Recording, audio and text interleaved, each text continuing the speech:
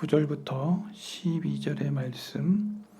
이것으로 우리가 주 아버지를 찬송하고 또 이것으로 하나님의 형상대로 지음을 받은 사람을 저주하나니 한 입에서 찬송과 저주가 나오는도다. 내 형제들아, 이것이 마땅하지 아니하니라. 샘이 한 구멍으로 어찌 단물과 쓴물을 내겠느냐. 내 형제들아, 어찌 무화과 나무가 감람 열매를, 포도나무가 무화과 나무를 맺겠느냐. 이와 같이 짠 물이 단물을 내지 못하느니라. 아멘.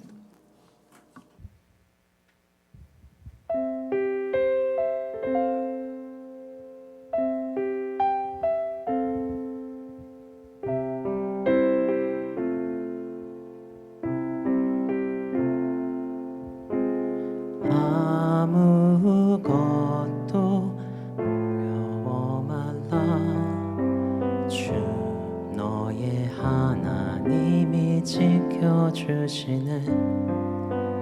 놀라지 마라. 겁내지 마라. 주님 너를 지켜주시네. 아무것도 두려워 말라. 주 너의 하나님이 지켜주시네. 놀라지 마라. 겁내지 마라. 주님 너를 지켜주시네. 내 삶이 힘에 겨워 지칠지라도 주님 너를 지켜주시네. 세상에 험한 풍파 몰아칠 때도 주님 너를 지켜주시네. 주님은 나의 산성, 주님은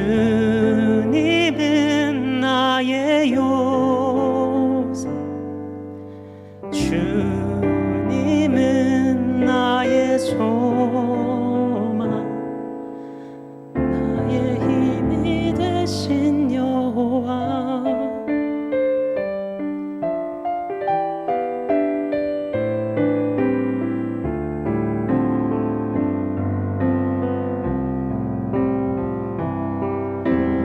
내 삶이 힘에 겨워 지칠지라도 주님 너를 지켜주시네. 세상에 험한 풍파 몰아칠 때도 주님 너를 지켜주시네. 주님은 나의 산성, 주님은 나의 요새, 주님은 나의 소망, 나의 힘이 되신 여호와. 나의 힘이 되신 여호와. 나의 힘이 되신 여호와.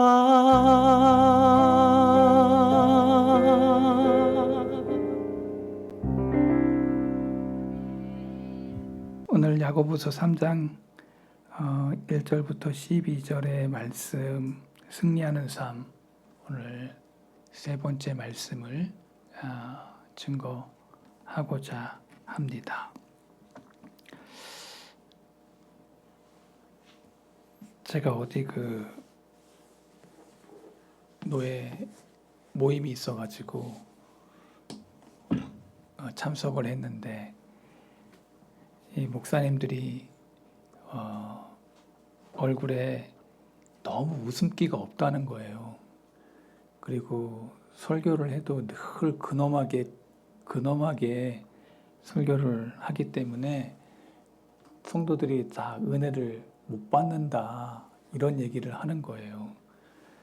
저도 유튜브를 한 지 꽤 돼서 제 설교를 한번 들어봤더니 제가 이렇게 웃는 얼굴로 설교를 한 적이 별로 없고 늘 근엄하게 설교를 하는 거예요. 그 목사님이 말한 게 꼭 나한테 말하는 것 같아요. 그래서 오늘 웃는 얼굴로 한번 해보려고 딱 준비를 하고 왔는데 내 마음에 웃는 얼굴보다는 마음이 그렇게 웃는 얼굴이 아닌 마음이 자꾸 생겨서 하나님 내 감정을 조금 컨트롤해 주시면 좋겠습니다. 근데 내 마음 한구석에 태생이 그렇지 않은데 웃는 얼굴이 아닌데 뭐 그렇게 한다고 바뀌겠냐. 아무리 노력해도 안 되는 건 또 안 된다. 그런 생각을 할 때도 있는데 하여튼 그 목사님 통해서 저는 그런 생각을 했습니다. 일주일 동안 되게 힘들고 어려운데 교회까지 와가지고 또 그 목사님의 그 찌그러진 얼굴을 보면서 뭐가 은혜가 되겠냐 막 이러는 거예요. 한마디로 은혜가 되더라고 나는 거기서. 그런데 성경은 웃으라고 얘기하고 있지 않거든요. 성경은 도리어 우리에게 너무 진지하게 성경은 인생을 살라고 얘기하고 있고 성경의 양면성이 우리가 있는데 늘 우리는 우리 목사님이 설교할 때 즐거운가 보다 하고 웃으면 즐거운 일이 있었는가 보다 하고 또 슬픈 얼굴로 설교를 하면 우리 목사님이 지금 슬픈 뭐가 있는가 보다 하고 그렇게 헤아려 주시면 좋겠다 생각이 듭니다. 감정이 이렇게 서로 이렇게 가는 것 같아요. 그렇지 않나요? 어떤 사람이 슬프면 옆에 사람도 이 감정이 슬퍼지는 게 이렇게 전염이 되거든요. 즐거우면요, 또 이렇게 즐거움이 이렇게 옆으로 흘러가요. 그래서 옆에 사람이 좀 슬퍼하면 같이 슬퍼하고 옆에 사람이 기뻐하면 같이 기뻐하는 그러한 아름다움이 우리 성덕교회 우리 모든 교우들이기를 바랍니다. 웬일이에요? 아멘도 잘하고. 감사합니다. 오늘 승리하는 삶에 대한 말씀 전하면서 지난 시간 혀에 대한 파괴력에 대한 말씀을 전했습니다. 혀가 얼마나 파괴력이 있는지 두 가지로 설명을 했습니다. 하나는 불이고 하나는 짐승으로 이 혀에 대한 비유를 야고보 기자가 했다. 근데 오늘 결론의 얘기를 하면서 오늘 혀에 대한 생산적인 능력에 대한 얘기를 하면서 두 가지를 또 얘기해요. 하나는 샘, 하나는 나무에 대한 얘기를 한다는 것입니다. 그러니까 야고보 기자는 되게 비유의 명수인 거는 분명한 것 같아요. 예수님께서도 꼭 비유를 들어서 설명을 했거든요. 그러니까 예수님이 뭐라고 얘기했지 하고 생각하면 비유 얘기가 떠오르는 거예요. 근데 지금 야고보 기자도 예수님의 동생 아니랄까봐 비유를 설명하는데 생산성, 혀에 대한 생산성을 얘기하면서 두 가지를 얘기했어요. 첫 번째는 뭐요? 샘. 그리고 또 하나는 나무에 대한 얘기로 비유로 설명을 하고 있는 거예요. 되게 의도적이죠.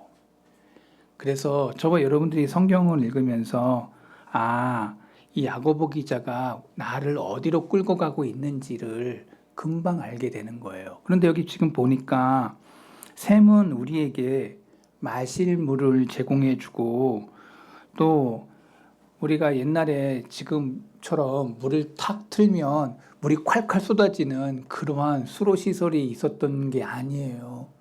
우리는 다 우물물에서 샘 옆에 물을 파가지고 거기서 빨래터도 되고 거기에서 할머니들, 아줌마들 다 모여가지고 수다 떠는 장소이기도 하고 한풀이의 장소도 되고 슬픈 사람은 거기서 막 눈물 흘리면서 했던 그런 자리이기도 하고 물 깃는 그것에서 역사가 막 일어나죠. 눈도 맞고 막 이러는 거죠. 그런데 이 물이 이 샘견 옆에서 또 그 물을 가지고 농사도 짓고, 그러니까 지금처럼 물을 탁 틀면 그냥 착 나오는 게 아니죠. 아프리카 사람이 선진국에 가서 딱 보니까 수도꼭지를 딱 보니까 물을 탁 트니까 물이 콸콸 나오는 거예요. 그래가지고 이 아프리카 사람이 수도꼭지를 사가지고 가서 물을 탁 집에 가서 이제 봐라 하고 이제 탁 틀었는데 나왔어 안 나왔어? 여러분 다 알고 있잖아요. 안 나와. 물에 근원이 없는데 수도꼭지만 가지고 간다고 되는 거예요? 저와 여러분들 그렇습니다. 오늘 우리 성경을 보면은 이 샘에 물을 길러 와서 요리도 하고 세탁도 하고 그 물로 식물도 이렇게 뿌리면서 그렇게 물이라는 것이 얼마나 중요한지를 설명하는데, 성경에서 이 샘과 언어, 이 샘과 언어를 연관지어서 기록한 말씀이 많아요. 잠언서 10장 11절의 말씀을 보면 이렇게 설명해요. 의인의 입은 생명의 샘이라 악인의 입은 독을 머금었다. 샘 얘기하면서 입과 함께 연결을 해요. 의인의 입은 생명의 샘이래. 사람을 살린대. 그런데 악인의 입은 독을 머금은, 그러니까 악인의 말하는 건 사람을 죽이는 거고, 의인의 입은 사람을 뭐예요? 살리는 거예요. 그러면 저 여러분들이 지금 직장 생활을 하고 사회 생활을 하고 가정에서 하건 여러분의 말을 쓰는데 이 말의 생산성이 어느 쪽으로 가는지를 여러분은 알아요. 자신이 알아. 내가 어떤 언어를 쓰는지 알아 몰라? 안다. 내 자신이 안다. 내가 어떤 언어를 쓰는 사람인지, 이쪽에 말을 쓰는 사람인지 아래쪽에 말을 쓰는 사람인지 안다고. 본인이 알아요. 본인이. 누구 얘기할 필요가 없어요. 그래서 샘에서 생수가 솟아나듯 의인의 입에서는 생명의 언어가 나온다는 거예요. 생명의 언어가. 슬픈 사람이 있는데 자꾸 살려. 괜찮아. 하나님이 함께 하셔. 하나님이 위로해 주실 거야. 일어날 수 있어. 너는 할 수 있어. You can do it 하면서 이렇게 자꾸 일으키는 사람이 있고 자꾸 죽이는 사람이 있고. 우리는 어느 언어를 쓰는지를 여러분 자신이 알아요. 너는 돼. 계속 뭐 된다고 하는 사람이 있고 너는 안 돼 하는 사람이 있고. 근데 어느 쪽에 생산적인 언어를 쓰는가를 성경은 이 샘의 비유를 통해서 설명을 해요. 잠언 13장 14절. 지혜 있는 자의 교훈은 생명의 샘이니 사망의 그물에서 벗어나게 하느니라. 지혜 있는 자의 교훈은 생명의 샘이니. 여러분, 우리가 교훈을 해요. 다른 사람에게 교훈을 한다고요.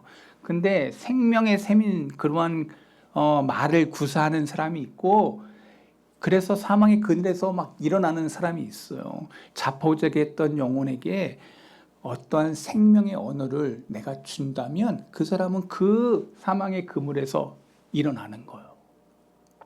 그러니까 여러분 말 한마디가 사람을 살리기도 하고 죽이기도 하는 거예요.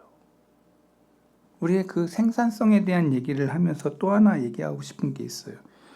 우리가 전도할 때 그 메시지를 듣고 사람들이 주께로 돌아오면 우리의 입술은 지금 생명의 샘의 역사가 일어난 거예요. 내가 지금 그냥 너 예수 믿었으면 좋겠어. 그냥 우리가 툭 던졌는데 그게 그 사람의 일평생에 내가 예수님 믿어야 되겠어. 어떤 친구가 나한테 그렇게 얘기했어. 그냥 그걸 하나님이 사용하신 거예요. 교회에 나오라는 게 아니고 너 예수님 믿었으면 좋겠다. 이게 전도예요. 여러분들 늘 우리가 교회 나오는 데까지 이게 전도라고 생각하면 절대 오산이에요. 그냥 정말 그 사람의 영혼을 생각하고 불쌍히 여기면 그냥 한마디 해주면 돼요. 너 예수님 믿었으면 좋겠어. 이게 뭐라고요? 전도예요. 그 사람이 어느 교회 나가건 그거는 하나님이 하실 거예요. 여러분들 오늘 우리에게 아주 귀한 영혼이라 생각하고 내가 저 사람 꼭 천국 갔으면 좋겠다 하는 사람이 있으면 한마디 던지고 가면 돼요. 듣고 안 듣고는 하나님이 하실 일이에요. 자, 그러니까 전도가 어렵다, 쉽다. 전도는 쉽다라는 거예요. 교회 끌고 나오는 그거 전도가 아니고 그냥 너 예수님 믿었으면 좋겠다. understand 됐으리라 생각합니다.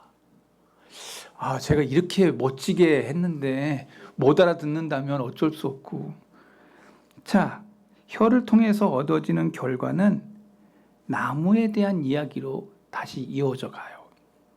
야고보 기자는 혀와 나무의 관계를 비교할 때 한 나무가 두 가지 열매를 맺을 수 없다고 설명을 해요. 여러분 이게 지금 너무 재밌는 말씀이에요.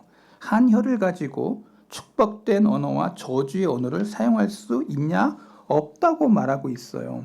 3장 10절 한 입에서 찬송과 저주가 나오는도다. 내 형제들아 이거 마땅하지 아니하다. 어떻게 한 입에서 그게 나오냐? 그렇지 않다는 거예요. 여러분 나무 얘기하면서 어찌 무화과 나무가 감람 열매를 포도나무가 무화과를 그래서 콩 심은데 콩 나고 팥 심은데 팥 난다 이 얘기가 지금 여기 그 히브리 사람들은 여기 무화과가 감람 열매 안 되고 포도나무가 무화과 안 된다 이렇게 똑같이 얘기하는 거예요. 심은 대로 거둔다는 거예요.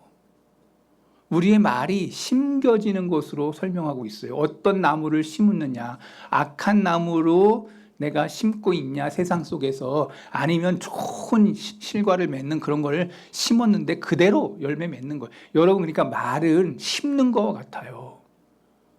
여러분의 나무를 심는 거예요. 아이에겐 늘 못된 말만 해보세요. 그 아이요 못된 애가 됩니다. 분명해요.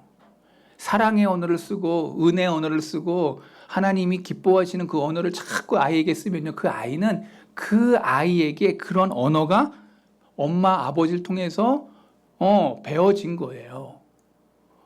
저는 우리 두 애를 보면서 저는 느낍니다. 가슴을 찢습니다. 쟤가 저런 말을 쓰는구나. 누가 심었어? 엄마 아빠가 심은 거지. 첫 번째는 본인이겠고 두 번째는 엄마 아버지의 환경이겠지요. 저는 그걸 느끼는 거예요. 제가 그런 환경이 있으니까 저런 언어를 쓰는구나라고. 그래서 여기에 우리가 관심을 줘야 될 생활의 언어가 어떤지를 강조하고 있어요. 3장 9절 이것으로 우리가 주 아버지를 찬송하고 또 이것으로 하나님의 형상대로 지음받은 사람을 저주하나니. 자, 우리가 입을 가지고 있는데 교회 왔을 때는 찬송하고 예배하고 하는 찬송의 입으로 우리가 쓰임 받다가 밖에 나가서는 하나님의 형상대로 지음받은 사람을 뭐 한다고? 저주한다니까. 저주? 애들도 말 안 들면 막 나가잖아. 우리 엄마 아빠들 안 나가요? 좋은 말만 해? 아니잖아. 이게 근데 지금 이게 우리의 삶의 패턴이라는 걸 지금 얘기하고 있어요. 아버지를 찬송하고 교회 왔을 때는 아버지 찬송하고 영광 돌리고 예배 드리는데 밖에서는 자기 마음에 안 들면 하나님의 형상대로 지음받은 사람을 뭐 한다고요? 저주한다는 거예요. 이 입으로. 똑같은 입인데 그 입에서 샘내기 하면서 샘물도 단물은 단물만 나오고 쓴물은 쓴물만 나와야 될 이 물이 어느 때가 되면 늘 바뀐다는 거예요. 이거에 뭐냐면 일관성이 있느냐 일관성이 없느냐를 지금 설명하고 있어요. 이 일관성이 뭐예요? 한 번 심은 데는 그거대로 나오는 거예요. 이 일관성이라고 얘기해 그거를. 여러분 근데 여러분 이것이 우리의 입에도 우리의 혀에도 동일하다는 거예요. 내가 지금 이 혀가 일관성이 있어야 돼.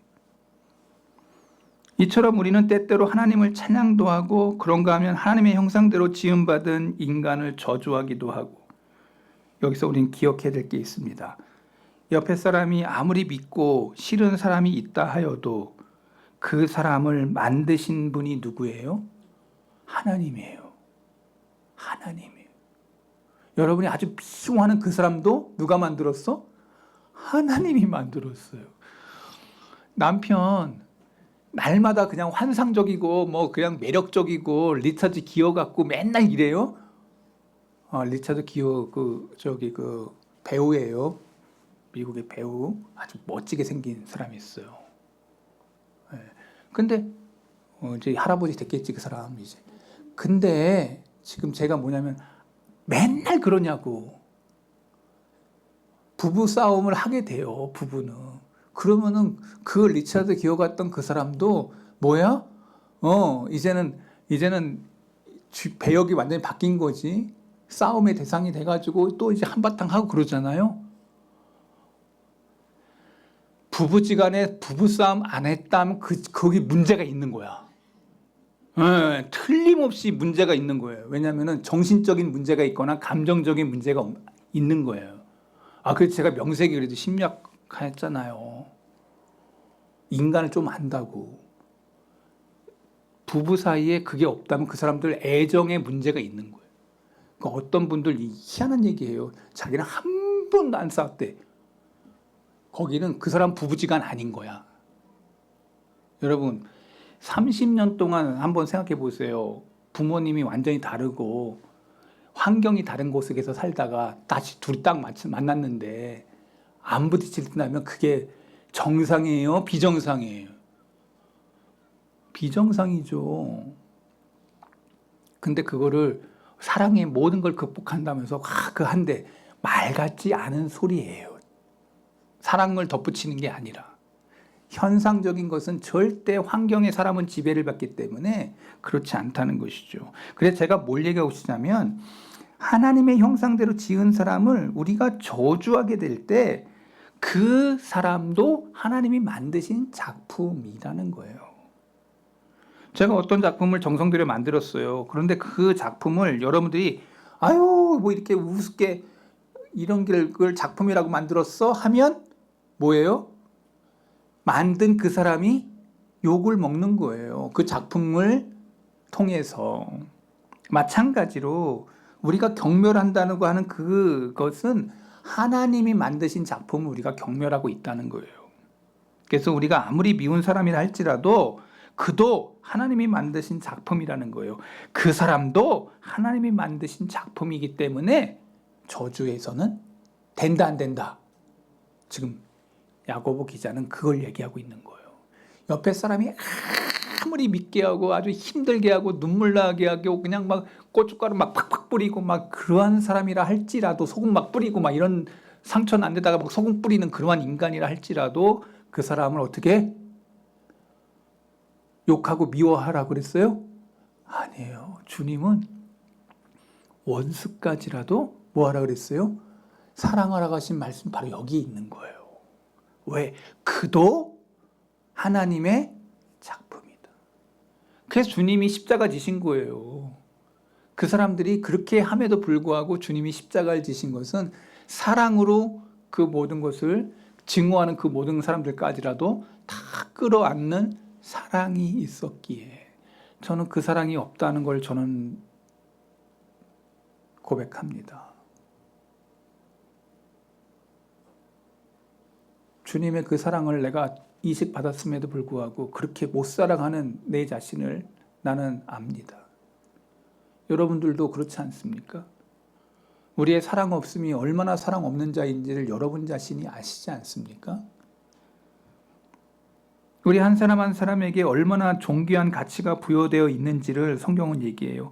그들은 모두 거룩한 하나님의 형상대로 하나님께서 임의대로 지으셨기 때문에 아무리 실수가 많은 사람이라도 여전히 거룩한 하나님의 형상대로 지음받은 사실에 변함이 없어요. 그럼에도 우리의 입은 하나님을 찬양하다가도 곧잘 사람을 우리는 저주한다는 것입니다. 이것에 대해서 성경은 이렇게 얘기해요.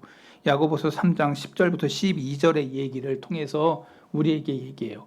한 입에서 찬송과 저주가 나오는도다. 내 형제들아, 이게 마땅하지 아니하다. 마땅하지 아니하다. 샘이 한 구멍으로 어찌 두 개가 나오냐. 일관성을 얘기했어요. 하나만 나와야지. 12절 같이 읽을까요? 형제들아, 어찌 무화과 나무가 감난 열매를, 포도나무가 무화과를 맺겠느냐. 이와 같이 짠 물이 단물을 내지 못하느니라. 내 입으로 하나만 나와야 된다는 거예요. 그게 끝까지 가야 된다는 거예요. 내가 단물이 나오면 단물을 가장 쏟아내는 거예요. 이 일관성이 있잖아, 사람이.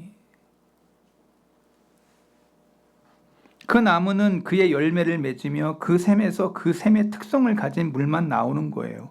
한 나무가 두 가지 열매를 맺을 수 없어요. 사과나무에서 배하고 같이 나와. 그러면 그 나무 정상이에요? 내가 지금 희한한 말 했어요, 지금. 사과나무인데 사과에 배가 같이 열렸어. 말 돼요, 안 돼요? 안 된다고 얘기하고 있는 거예요. 사과는 사과고 배는 배지. 고유의 특성이 있는 거예요. 한 우물에서도 단물은 단물만, 쓴물은 쓴물만 나온다는 거예요. 근데 우리는 그렇지 않다는 거예요. 어떨 때는 우리는 하나님을 찬양하고 영광 돌린다고 하는 이 입술로 우리의 똑같은 형상인 다른 사람을 그냥 막 세게 저주하는 거야. 정말 들었는데 정말 치가 떨리는 그 가슴에, 우리 감정에 정말 아픈 스크래치, 영어 써서 미안합니다. 이 긁은 상처, 그 사람 딱 생각하면 그냥 딱 느끼는 그런 거 안 들었죠, 여러분들? 내가 한번 해볼까요? 이러면 여러분들 눈이 반짝반짝 하잖아? 여러분, 근데 이게 우리 어릴 때 감정이, 어릴 때 부모님들을 통해서 이런 스크래치, 이 흔적이 많이 있어요. 이제 좀 커야 이제 엄마 아빠를 이해하죠. 그 나이가 돼서 아버지 엄마가 그 한 말이 그게 아니었구나 하고 바뀌죠. 그 나이가 돼야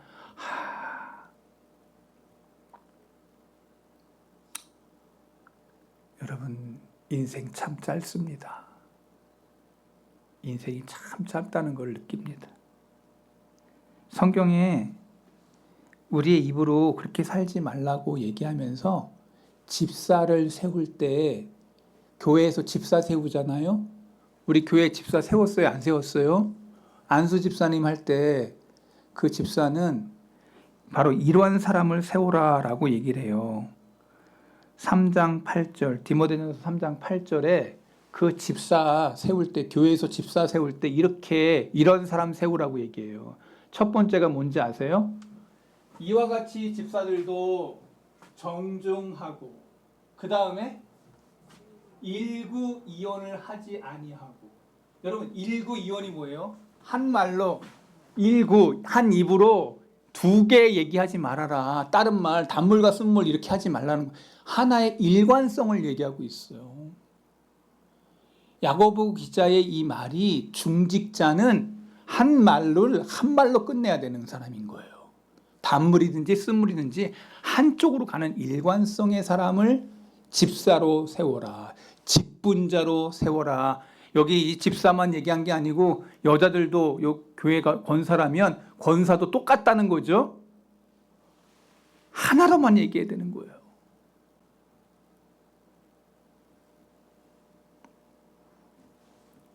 일구이언을 하지 아니하고.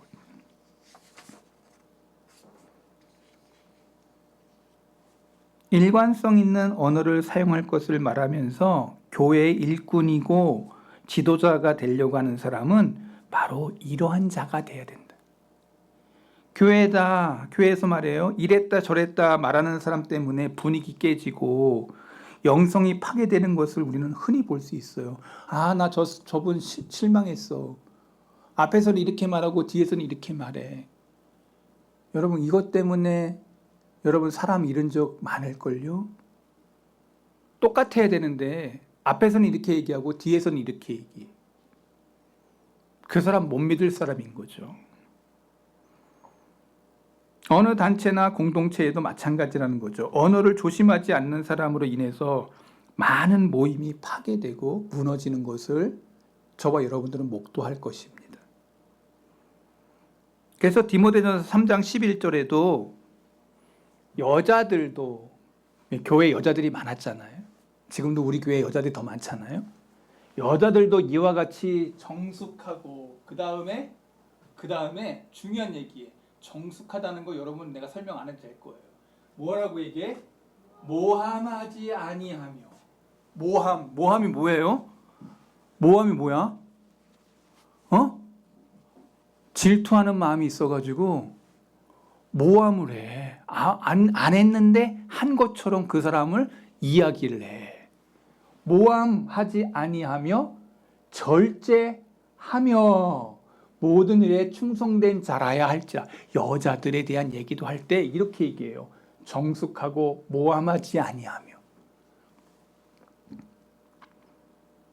어느 집사의 아내들이나 오늘날 여자 집사님이 적용할 경우 정숙하고 모함하지 아니하며 언어 생활에 관련된 제안을 하고 있다는 것이니 쓸데없이 남을 비난하지 않고 유익하지 못한 말을 하지 않는 것, 그것이 교회 일꾼으로서 갖출 태도다. 우리 성도계 교우들, 우리 직분자들은 다 성경에서 말하는 이러한 일관성 있는 말을 하는 그러한 귀한 종들이기를 바랍니다.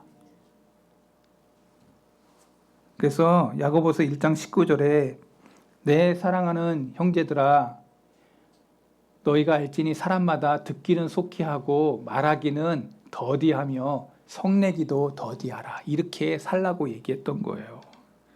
자신이 어떤 종류의 언어를 사용하고 있나 생각해 봐야 한다는 것이죠. 우리는 혀의 위대한 창조를 가져올 수도 있고 동시에 커다란 파괴를 가져올 수도 있다고 말하고 있습니다. 파괴력과 생산력이 다 이 혀에 달려 있다는 것입니다.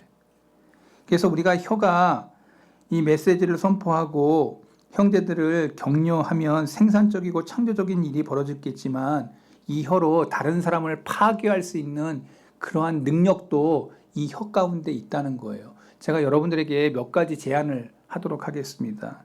여러분들이 이 혀를 훈련시켜야 되는데 몇 가지 제가 여러분들에게 성경이 말하고 있는 메시지를 전하고 싶어요. 첫 번째, 우리의 말하고자 하는 그 의지를 복종시켜야 돼요. 이게 무슨 말이냐면 우리의 혀가 하나님의 영광스럽게 하기 위해서 결심하고 소원해야 된다면 시편 기자가 말했던 것처럼 이렇게 해야 돼요. 시편 19편 14절 나의 반석이시요 나의 구속자이신 여호와여. 이 시편 기자가 이렇게 얘기해요. 내 입의 말과 마음의 묵상이 주님 앞에 연락되기를 원하나이다. 내 입의 말과 마음의 생각이 주님 앞에 연락되기를 원하나이다. 여러분, 이 시편 기자가 지금 내 모든 입의 말과 내 속에 있는 마음의 이 사상이 주님 앞에 있길 원한대. 여러분, 말할 때 누구를 의식해야 돼? 하나님을 의식하라는 거예요. 너만 알고 있어 이러면서 하는 게 아니고 파블릭하게 모든 사람들 앞에서 명맥백백이 하나님이 들으신다. 저는 우리 회의할 때도 우리 운영위원회 할 때도 제가 꼭 그런 기도해요. 하나님이 오늘 회의 가운데 모든 걸 다 들으셨습니다. 하나님이 우리 운영위원회에 있어야 될 회의했던 것이 하나님의 뜻대로 되기를 원합니다. 저는 그런 기도할 때가 많이 있어요. 하나님이 다 들으셨다. 우리 회의하는데 하나님이 기뻐하시는 것을 우리가 선택하고 하자. 여러분, 오늘 우리는 하나님이 앞에서 내가 말을 해야 된다라는 이 의식이 여러분 가운데 있어졌으면 좋겠습니다. 두 번째는 내가 말을 할 때 주님의 도우심을 구해야 돼요. 내 말할 때가 많을 거 아니에요? 그럴 때마다 누구의 도우심을 바래? 주님의 도우심을 구해야 돼요. 주님을 떠나서 우리는 아무것도 할 수 없습니다. 우리의 언어 생활에 있어서도 하나님을 기쁘시게 하며 생산적이고 창조적인 언어를 사용할 수 있도록 주님께 기도를 드려야 돼요. 하나님, 내 입술로 범죄하지 않게 해달라고 기도하셔야 돼요. 세 번째는 하나님과의 교제가 필요합니다. 사람들은 환경에 많이 좌우됩니다. 대부분의 그릇된 언어를 사용하는 사람들을 보면 나쁜 말을 많이 하는 환경에 살아온 사람들이에요. 과거에 나쁜 말을 많이 사용한 경험이 있는 사람들이에요. 그래서 그 언어를 그 사람들이 어떤 환경에서 그러한 언어를 했는지를 알게 돼요. 좋은 환경에 좋은 대화의 상대가 있어야 됩니다. 제일 좋은 방법은요, 하나님과 기도하는 사람은요, 그 기도의 언어가 삶 속의 사람들에게도 그렇게 얘기한다는 거예요. 그러니까 기도 많이 하는 사람들 대화하는 거 보면 달라요. 기도를 하나님 앞에 진지하게 기도하는 사람들은 말하는 대화가 달라. 네 번째로 여러분들에게 이해하고 싶은 것은 성령의 지배를 받아야 한다는 것입니다. 혀는 지배하기가 매우 어렵다고 성경은 말하고 있습니다. 그런데 마가복음 5장에 보니까 한 귀신 들린 사람이 나오는데 그 사람이 힘이 너무 세가지고 쇠사슬도 막 끊어버리고 막 이래요. 그런데 누구를 만나냐면 주님을 만나고 난 다음에 그가 평정심을 찾고 옷 다 벗어졌던 옷을 다시 다 입고 주님 앞에서 이렇게 무릎 꿇고 앉아 있어. 누구의 지배를 받아? 귀신의 지배를 받던 그 사람이 주님의 지배를 받고 난 다음에 온전해졌다고 얘기하고 있어요. 오늘 내 혀를 지배할 수 있는 분은 주님 외에는 없습니다. 여러분들 삶 속에 내 혀의 주인이 되달라고 늘 주님 앞에 기도해야 돼요. 그때 여러분의 언어는 바뀔 줄로 믿습니다. 여러분의 언어를 통해서 많은 사람들이 살아날 것입니다. 다섯째는 늘 죄를 자백해야 한다는 것입니다. 내가 입술로 늘 범죄하기 때문에 잘못된 언어가 늘 나올 때마다 늘 주여 제 언어에 실패했습니다 하면서 여러분들이 늘 회개해야 되는 것이죠. 자백한다는 게 뭐냐? 발을 씻는 것과 같습니다. 여러분 늘 밖에 나갔다 오면 손 씻고 발 씻고 이렇게 하잖아요. 그래서 온몸을 다 깨끗이 씻는 사람은 발만 씻는 것이죠. 내 언어 속에 늘 하나님, 내가 이러한 잘못된 것이 있습니다 라고 고백하는 것. 여섯 번째는 지속적인 노력을 해야 돼요. 내가 좋은 말을 쓰겠다고 하는 노력. 주님은 아름다운 언어를 사용하셨습니다. 여러분 성경을 읽어보면 마태, 마가, 누가, 요한부터 해가지고 사도행전부터 해가지고 요한계시록에까지 주님이 말씀의 어록들 빨간 글로 되어져 있는 그것을 읽어보면 주님은 언어 속에서 한 번도 잘못된 언어를 쓰지 않으셨다는 거예요. 바리새인들하고 사두개인들에게만 그렇게 얘기하셨지 모든 약하고 연약한 사람들에게 꼭 필요해 적절한 말씀만이 예수님을 통해서 그들에게 증거되었고 그 말은 살리는 것이었고 그 말은 세우는 것이었고 그 말은 일으키는 것이었고 그 말은 평화의 말씀이었고 그 말은 능력의 말씀이 그들에게 증거됐던 것입니다. 여러분의 말과 행동 속에 내가 주님을 닮겠다고 하는 주님의 제자의 의식이 있다면 여러분의 혀도 그렇게 주님의 혀의 능력으로 바뀔 줄로 믿습니다. 하나님이 우리 예수님을 통해서 학자의 혀를 주셨던 것처럼 그래서 이사야 53장 7절에 그가 곤욕을 당하여 괴로울 때에도 그의 입을 열지 아니하였으며 마치 도수로 끌려가는 어린 양 털 깎는 자 앞에서 잠잠한 양같이 자 그의 입을 열지 않았다. 많은 사람들이 죽어갈 때 십자가 지고 막 갈 때 이루 말할 수 없는 악한 말을 막 했어요. 그런데 예수님은 십자가상에서 말하지 않으셨어요. 막 자기를 막 못 받고 막 이런 사람들이 막 악을 품고 막 얘기했을 건데 예수님은 그렇게 하지 않았다는 거예요. 이사야 53장 9절 그런 강포를 행하지 아니하였고 그의 입에 거짓이 없었으나 거짓이 없었으나 여러분 오늘 우리는 거짓말 이런 거 하면 안 돼요. 우리는 한결같은 일관성으로 거짓 없이 예수님의 이 길을 걸어갔던 그 모습대로 우리도 이러한 길을 걸어갈 수 있기를 바랍니다. 한 가지 이야기하고 오늘 말씀 마칩니다.